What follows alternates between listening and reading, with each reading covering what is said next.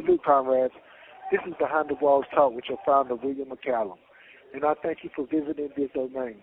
I'm here to give you an insight into the minds and hearts of those incarcerated that have been deemed voiceless. Well, this is where their voice and stories will be told for those of you who are concerned with human beings that are in prison for the mistakes they have made and for some of the injustices that were committed against them. Resolutions for reform is the goal and objective looking to be attained. Now step into our world. This is Behind the Walls Talk with your host, William McCallum. And I have a special guest joining me today. She is here to clear the air upon the misperceptions of who she truly is. She is here to take responsibility for the mistakes she has made and to show remorse for a life that was taken. A main reason for these interviews on Behind the Walls Talk is to show you listeners that we are still human beings despite our worst mistakes. And we deserve compassion as well as the ability to still be loved and cared for. So if you will, please, listen to this sister's testimony with an open mind and an open heart. Without further ado, tell the listeners, my sister, who you are and where you're from. Hey, y'all. This is Meranda Watlington, known as Sunny. I'm from Greensboro, North Carolina. Hey, Miss Watlington, what were you convicted of and how much time did they give you? I was convicted of first-degree murder, Class A felony. They gave me a life sentence without the possibility of parole. What age were you convicted at? Huh? What age were you when you were convicted? In 28, I was 28. You were 28 years old? Yes. Pertaining to your case, you know, I know there's a lot of, like I say, misperceptions and everything surrounding your case. Is there anything that you would like to clear up? Yes. I would like to say, first of all, it's always rest in peace, Zanelle Tucker. Furthermore, the case went viral, and I do want the people to know, as well as her family, my family, that I am to this day still very remorseful. I know it was painted if I didn't care. Just you have to understand that I believe I was still in shock. Waking up from the incident the next day, still intoxicated, being told that I, was responsible for taking somebody's life, going to court with the cameras flashing in front of my face, everybody looking. I just didn't know how to take everything in. I just had a tough time trying to grasp the reality of what I was up against that day. So I was definitely battling things internal. When I was behind the cell, inside the day before, the night before, I was crying, praying after God each and every day for forgiveness, praying for the Tucker family for forgiveness and compassion upon them also. So because sincerity and fall doesn't mean that I didn't feel for her family and mine and myself. I still feel it. Is there anything that you would like to say to Miss Tucker? If you could say something to her, I know you didn't get to tell her goodbye or anything, and I know that you have remorse for her death. Is there anything you would like to say? Of course it is. Like, forgive me, one thing about that night that I do recall is that, I didn't really know Zanelle until she got in the car with me and my cousin, and she was there for me and my cousin trying to de-escalate the situation. She didn't have to be, so that showed a whole lot of her character, and I respect her for that. I'm just sorry things traded like it did to the point that she had to get jumped by somebody else. Somebody else knocked her unconscious, and, a lot of people don't know that to the story either. But I'm just sad that I had put her in that situation to offer her a ride from the club, and we ended up going to the gas station. So I just ask that she just continues to forgive me. Okay. Is there anything you would like to say to the family, personally? Yeah, my praise is always with them, with Zanelle's sons. As I told them in court, one of our last conversations was their mother spoke very highly of them.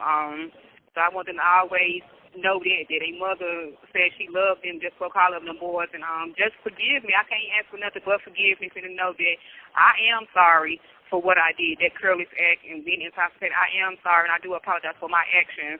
So I just ask that y'all just be able to forgive me. Yeah.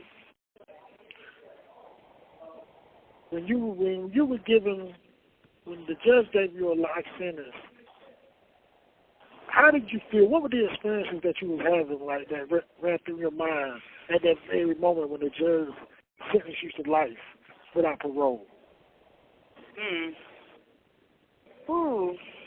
I just remember just trying to stay strong for my mother. Just trying not to break down. But like I said, at the age... This call is from a North Carolina correctional facility. I believe I was 31. I was just feeling like, guys, like, this what my life had came to. Like, I just couldn't believe it. I was just trying to stay strong and not break. Like I said, I refuse to let whatever I go through, like, defeat me. You know what I'm saying? Because my trust is in the Lord, and I feel like I'm going to overcome this regardless. So I just been trying to stay strong. Yeah. That's right. That's right. Stay strong, my sister. Everything will be all right. You know what I'm saying? Keep your head up and you continue to fight for your freedom and continue to fight for your justice that you... This call is from a North Carolina correctional facility. Yeah, I was just like, you know, I couldn't believe all that time. I knew it was going to be some time, but I'm like, not life without a parole. So it was basically like a life-for-life situation. And it was tough. It's still hard to believe that I'm going to be here for the rest of my life, going to grow old in prison, as the man say. How long have you now been incarcerated?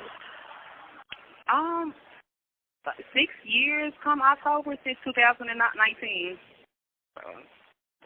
So what have your prison experience been like so far? Prison definitely has been a transformation.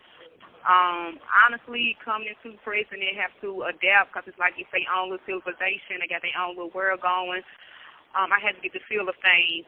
But where I'm at now, 3 years later, it's more so that I'm trying to evolve as a person in prison. It's really sitting me down. I'm really having time to reflect and self-evaluate myself. It's something different right here. Prison is something different. Is there any programs or classes that you have already partaken in?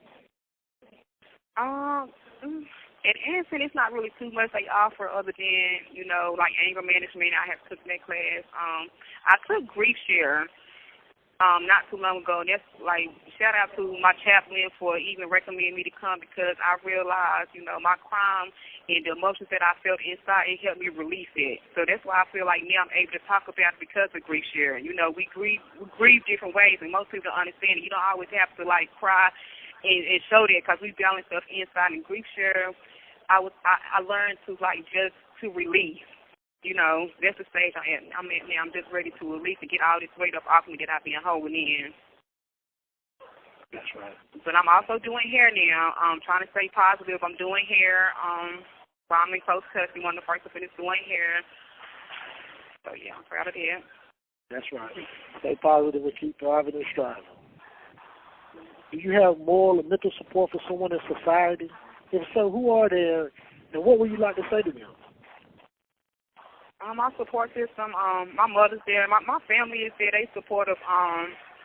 They really don't know exactly how it is being in prison. My mother don't. So, you know, it's just certain time like, Mom having a tough time. You know how you want them to reach out to people and try to press the issue to get out of here. People don't realize the in-depth of this situation until you actually hear it. But I love them. I get a lot of love from, like, people I don't know, like outside support, want to hear the stories. That support system is what keeps you going in prison. You need that support. And what would you like to say to them for being that support system that you have? Like I said, like, never give up. I'm like, I'm coming home. As I tell everybody, like, I'm coming home. Like, regardless of what the judgment gave me, I probably have to sit here a few more years, but I'm coming home and believe that. And while I'm up in here, I'm going to continue to better myself and evolve as a woman. And I just take care of themselves out there. Yeah, I'm coming home. Let me change the temperature a little bit. Hey, what was your childhood like? My childhood was okay. I have two older brothers. I'm the only one that lives in my mother's household. She showed me a lot of attention. I did kind of have to, like she said, you learn the hard way. So I had learned pretty early. Being out in the street, like at the age of 16 or whatever, got pregnant at 16, lost my child at 17. My father wasn't too much in my life. Only time I heard from was like when he was in prison, so he'll reach out then. It was okay. My mother went to work every day. She kept me in church Sundays, Wednesdays, and like Fridays. You say you lost your child at the age of 17. Could you tell us the situation behind that? Sure. So Stephen, I lost my son Stephen. He had heart problems. At the age of 3 months, he passed away. And that's back again to like my emotions. When Stephen passed away, at the time that I'm bathing him off, falling from the doctors and stuff, I did cry. So sometimes I just be wondering like why I can't let these feelings out. You get what I'm saying? So yeah. I just, honestly, I don't know. That's why when I went to grief share, it kind of helped me out. Like, it's okay to release. Because as I grew up, even though my mother would say we weren't really big on, like, expressing our feelings. When we by ourselves, it's a different story. But in public, it's just hard because you want to maintain this image of being strong. When you feel like you're the strongest one in the family, you want to be strong for everybody else. So if I break, my mother going to break. You get what I'm saying? So I have to be strong. That's what I always thought. Like, I have to be strong for her. You have 60 seconds remaining. Okay. Hey, call back, Mr. Watlington.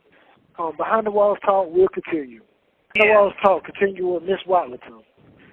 And Miss Watlington, I want to ask you something. Like, what were you aspiring to be when you were growing up as a child? Like, everybody has that occupation that they was aspiring to be as a lawyer, doctor, police officer, or something like that sort. What were you aspiring to be? This call is from a North Carolina correctional facility. I had always wanted to get into like the psychology, anything involving psychology, or veterinarian, because I love like pets and taking care of people and stuff like that. But psychology is my thing. It's always been an interest of mine. Yeah. Okay.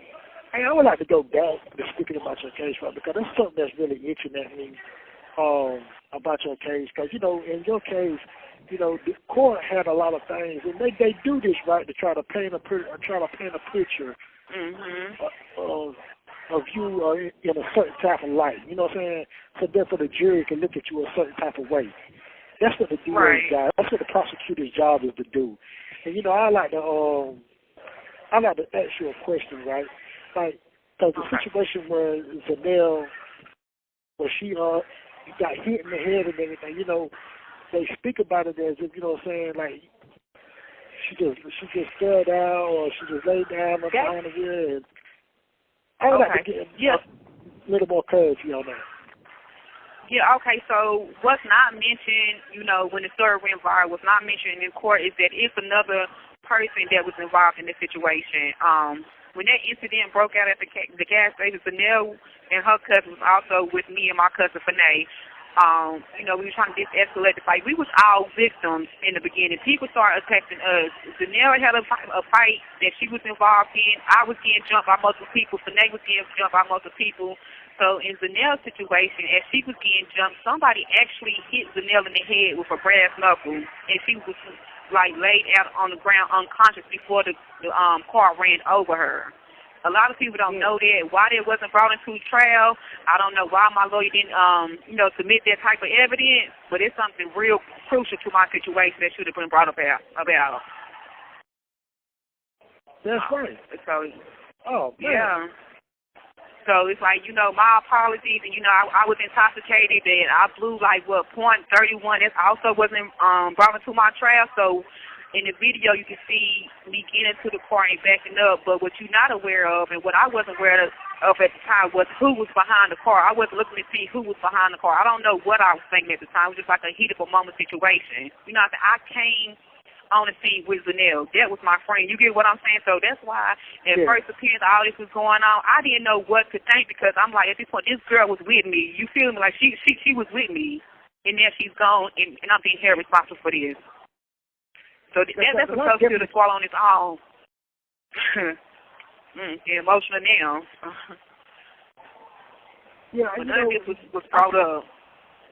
I was speaking with my wife about the situation, right? You know, and I could definitely understand your situation because I was in a situation similar to that where I got shot. I got shot 5 times, but I got shot while I was in the vehicle, and you know, there was people in front of me, but I didn't realize these people were in front of me and everything. You know, and I hit the gas pedal, and when I hit the gas pedal, just so luckily though that people were able to jump out of the way.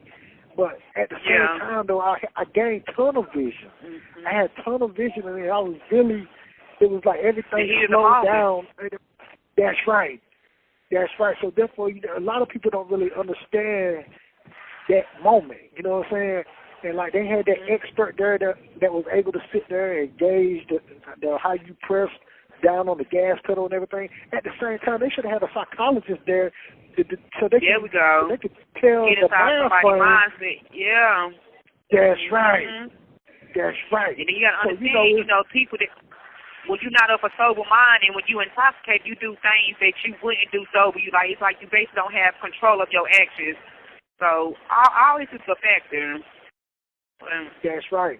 And then when you told me when you woke up the next morning and everything, the realization of what occurred after they told you what happened and what you were charged with, I could definitely understand exactly where you were coming from when that was stated. So I said, man. So it's not something that happens. It's not something that happens every day. You know, before this situation, anybody that know me in Greensboro, I'm known for working. You know, I said at least 2 jobs to take care. I don't be out in the streets. I don't be turning up. Like, I don't get into those type of activities. You know what I'm saying? Like I said, at the time, I'm 28, so I'm grown. I'm out handling my business. So when that situation pops off, and just imagine going to court, like for a traffic court, any type of case you might have, and it's like 10 cameras. All you see is lights, camera, actions in front of you. You know what I'm saying? That's something different. Then they like, oh, you murder and da-da-da-da, and this, that. This call is from a North Carolina correctional facility. Let me pray about it. What I can do. Yeah, and it wasn't like you were fighting somebody one-on-one. It was like, you know what I'm saying, there were multiple girls that y'all was having a fight. You know what I'm saying? Each one of y'all was having a fight. You know what I'm saying? Cause they jumped on me. Yeah, that's right. I was attacked. You read the story. I wasn't the aggressor nowhere in this situation. I was trying to de-escalate the situation. I ended up getting attacked and, you know, just got caught up in the moment. But, like, furthermore, they were like, okay, well, how does somebody get life without parole for a situation like that if you're not guilty? North Carolina, I got convicted under the felony murder theory, which means somebody died in the process while... This call is from a North Carolina correctional facility. It wasn't no premeditation or deliberation theory. They didn't say I intend to do none of this. Just somebody got hit, and while somebody got hit, somebody died. Anywhere else, it's like second degree of manslaughter. So this how I ended up getting an LWOP because of a felony murder theory. Yeah, see, that's cruel and inhumane. That's cruel and unusual punishment right there in itself. I never agree with life without parole. I never agree with giving somebody life, period. You know what I'm saying? If anything, you know, they might have had given you the death by motor vehicle charge. You know what I'm saying?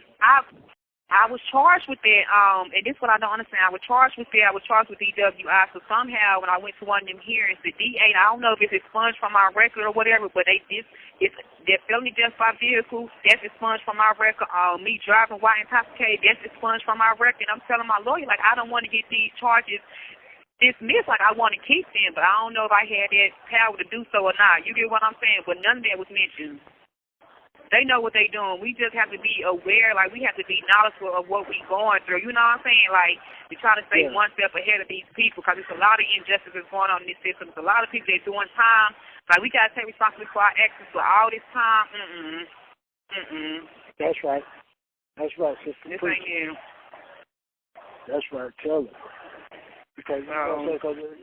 That's the same thing. A lot of y'all sisters, a lot of brothers and everything that are incarcerated, they're giving us all this ridiculous time and everything to do. It doesn't take us all this. It doesn't take all this time right here to realize what mistakes that we made in life, and it doesn't take all this time right here to be able to determine the mistakes that we made in our lives. Mhm. Like I said, I didn't mean that, and like I'm just glad that I had this opportunity to sit here and speak to the listeners of Behind the Wall. They could just hear my perspective for the first time. You know what I'm saying? So I'm very thankful for this. And the ones that are listening, I just, just put yourself in my shoes. Like, what would you do? Put yourself in my shoes for a change. That's right. That's right. And that's what I did myself. But I have my own personal experiences. But everybody doesn't experience what we've experienced in life. You know what I'm saying? The things that we've been through. So it's very hard for people to put their self in our position or our predicament. And that's why I was saying about the psychologist, because the psychologist could have gave them that picture of how our mind frames could have been at that very moment. You know what I'm saying? Yeah. I totally agree. That's a very crucial part that they left out.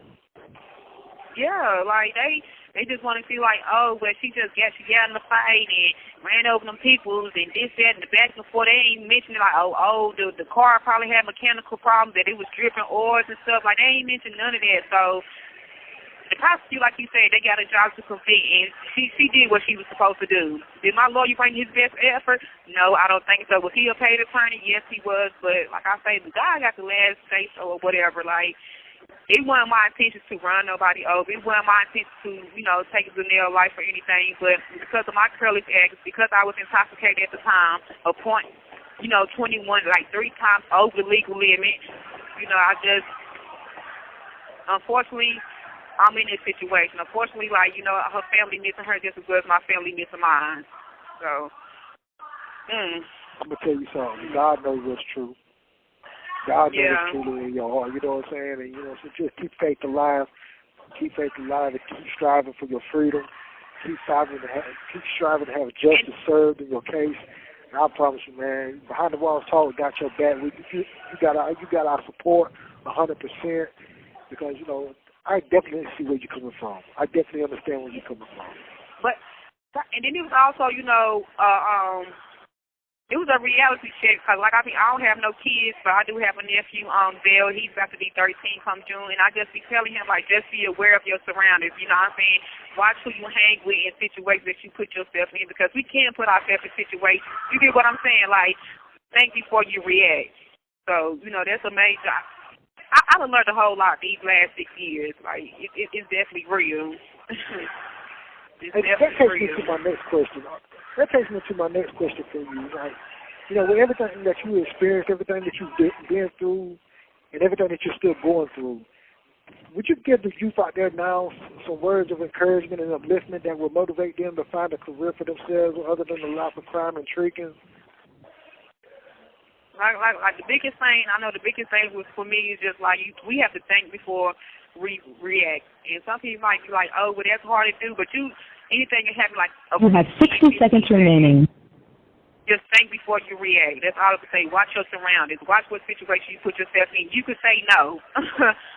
So once you do something, ain't no going back. So that's right. Yeah. If you will, please, Miranda, will you call back? Behind the Walls Talk will continue. Behind the Walls Talk continue with Meranda Watlington. Hey, Miss Miranda, will you tell the listeners what a second chance in society means? This call is from a North Carolina correctional facility. What does a second chance in society mean to you? For you to gain your freedom back and be back out there in society with your family and your loved ones? Ooh, that's deep. What second chance society look like for me? Yeah, it's like being with the family. Just spending more time with the family. I say it's deep for me. Let me say why I feel like it's deep because I've been locked up, like I say, 6 years, and I just be thinking to myself, how will I feel if I can wake up and they be like, you'll be released today? Will I be happy? Will I be sad? Have I got comfortable being up in this situation? Or, you know what I'm saying? It's just weird. But a second chance is like a second chance. Build my family out here trying to help other people out that's in situations like this, and just freedom, man. Freedom. I know exactly what you mean. Yeah. Yeah, I know exactly what you mean. That freedom. I think about it all the time myself. You know, I be seeing guys coming. I be seeing guys that be getting out and everything. You know, and I be wondering like, what it is that they feel. You know what I'm saying? Like, this call is from a North Carolina correctional facility. Like I said, I wasn't a bad person out there, so I can't like we all got areas where we can improve, but you know what I'm saying. But I feel like I was a okay person. Like how I was living, I feel like I was okay. So the second chance is just like spending more time with my family, my friends, my loved ones, just doing things together. Because you know, being under these circumstances, you just miss so much the little things. That's right. A lot of things we took for granted. Yeah. Those are the things that we definitely would cherish on our second chance. Just to see the world, like take more trips, just like to live life to the fullest. But I'm like, I just didn't live life to the fullest extent I know I should have been out there living. When you just stuck in here inside this little bubble doing the same thing every day, like gosh, I just want to escape this and get back and just make sure my nephew could see more growing up than I seen as a child. You know what I'm saying? So he want to do better. So that's a second chance right there for him to live a better life. That's more opportunities out there. That's right. Hey, Miranda, I'm gonna tell you something. I enjoyed this interview, and I'm always glad to give you the opportunity to make sure that your voice was heard, to make sure that you know that the listeners of Behind the Walls Talk actually got to listen to the other side. You know, got to hear the point of view from your perception, from everything that you've been through, from everything that you've seen, everything that you experienced. Because a lot of times that's what a lot of people don't get. You know, I was definitely glad to have this interview with you. Is there any last words you would like to share with the listeners of Behind the Walls Talk? Yes, I want to, reach out to the Tucker family and let them know, as always, I send my condolences.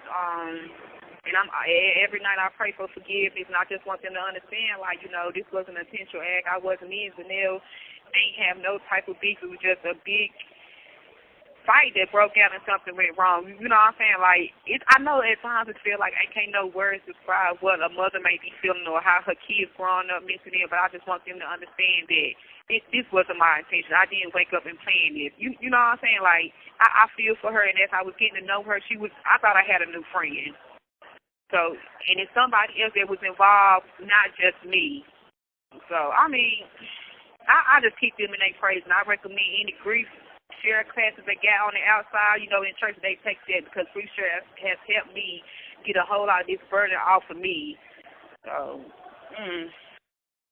my praise is always with them. I just pray for the compassion that her sons don't grow up, for Black Heart, and her mother and her father to rest easy. I know her birthday is approaching on August, so I'm just apologetic. And I want the listeners to know if there's anything else that they want to know, feel free to ask, because I'm willing to talk about it, verbalize, because everything is not what it seems. So, Harris, I'm coming home. Let's not forget that, and I'm a strong believer in that. I'm coming home. That's right. You're definitely coming home, my sister. Hey, for you listening to Behind the Walls Talk, support this sister. Look at this sister's story. Take consideration of everything that she's saying, because this sister right here is genuine. Her story is genuine. Her compassion is genuine. Her remorse is genuine. Everything about her is genuine. And I'm glad to have interviewed you. And I'm going to always support you. Behind the Walls Talk will support you, me and my wife. And all you listeners out there Behind the Walls Talk, her name, her office number, pictures, everything is up there. Get to know her. Contact her. Yeah, feel free to reach out. That's right. That's right. Make sure y'all do that, man. And like I say, once again, thank you, Miranda, for this wonderful interview. Thank you. That's right. Thank and with all that said, peace from Behind the Walls Talk.